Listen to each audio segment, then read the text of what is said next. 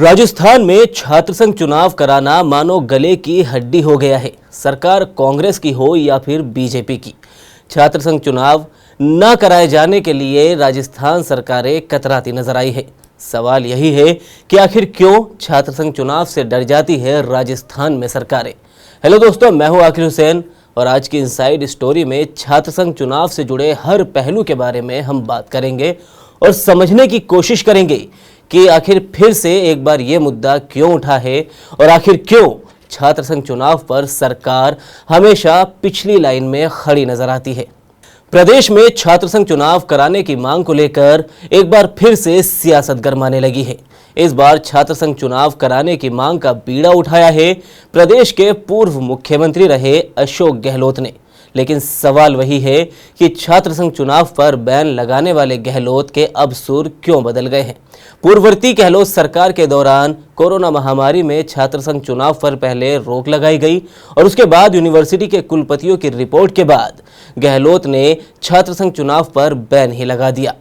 लेकिन अब गहलोत के सुर बदले हुए दिखाई दे रहे हैं। अब वही छात्र संघ चुनाव कराए जाने की मांग करने लगे हैं। गहलोत ने अपने सोशल मीडिया प्लेटफॉर्म एक्स पर एक पोस्ट करते हुए लिखा, राजस्थान की भाजपा सरकार द्वारा छात्र संघ चुनाव को पुनः शुरू नहीं करना उचित नहीं है। हमारी सरकार के दौरान विधानसभा चुनावों की पूर्व तैयारी के कारण चुनाव स्थगित किए गए थे, परंतु अब ऐसी कोई परिस्थिति नहीं है। राजस्थान में राजनीति में मेरे समेत पक्ष और विपक्ष के तमाम विधायक, सांसद, मंत्री छात्र संघ की राजनीति से ही निकल कर आए हैं। स्वयं मुख्यमंत्री जी एबीवीपी के सदस्य रहे हैं।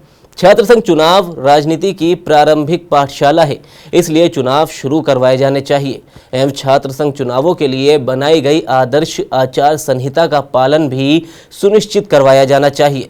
छात्र संघ चुनावों की मांग करने वाले तमाम छात्र नेताओं पर बल प्रयोग किया जाना उचित नहीं है। बता दें कि इसी साल जुलाई महीने में भी पूर्व मुख्यमंत्री अशोक गहलोत ने एक पोस्ट किया था और अब अपने उसी पुराने पोस्ट को रीपोस्ट करते हुए उन्होंने ये तमाम बातें लिखी है। छात्र संघ चुनावों पर रोक क्यों लगाई गई है, जरा ये भी समझ लीजिए।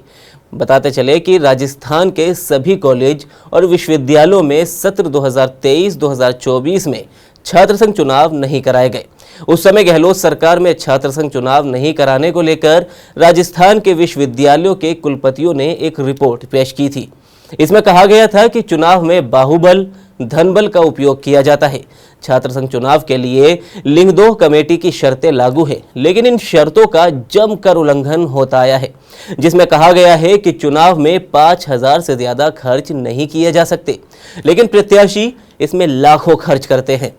चुनावों के कारण छात्रों के बीच लड़ाई और एक दूसरे पर हमले भी किए जाते हैं।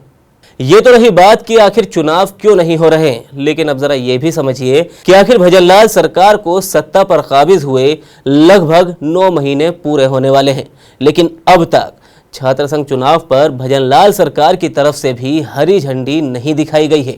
इसके उलट उप मुख्यमंत्री प्रेमचंद बैरवा ने पिछले दिनों एक बयान दिया था कि सरकार का छात्र संघ चुनाव कराने का कोई इरादा ही नहीं है।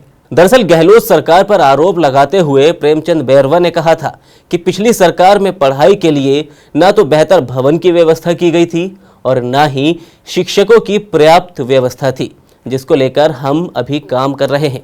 उन्होंने आगे कहा था कि पहले प्रोफेसर, शिक्षक की भर्ती हो जाएगी तो छात्रों को बेहतर पढ़ाई मिल सकेगी और इसके बाद ही सरकार कुछ निर्णय छात्र संघ चुनाव पर ले पाएगी।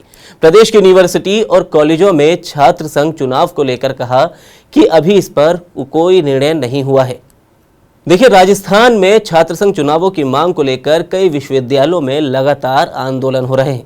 इन आंदोलन में एनएसयूआई के साथ बीजेपी का अनुषांगिक संगठन एबीवीपी भी शामिल है। लेकिन भजनलाल सरकार ने छात्र संघ चुनाव करवाए जाने को लेकर अब तक कोई ठोस बयान नहीं दिया। हालांकि बीजेपी के ही दिग्गज नेता भी सरकार से छात्र संघ चुनाव जल्द से जल्द करवाए जाने की मांग कर रहे हैं। इनमें केंद्रीय मंत्री गजेंद्र सिंह शेखावत भी शामिल है।